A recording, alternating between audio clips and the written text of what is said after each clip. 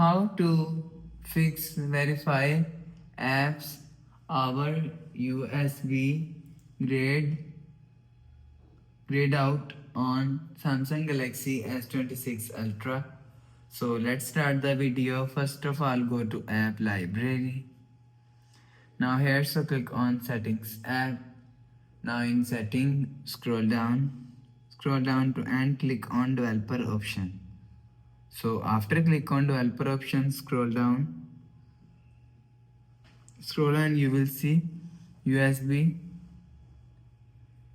doubling is here. So if you want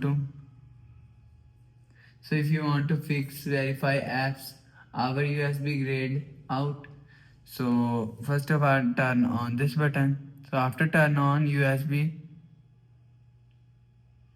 so after turn on and turn off this button. So after turn on or turn off this button, you will see your problem is solved. So after the process, go back to home screen, refresh phone. So that's how you can fix verify apps our USB grayed out on Samsung Galaxy S26 Ultra.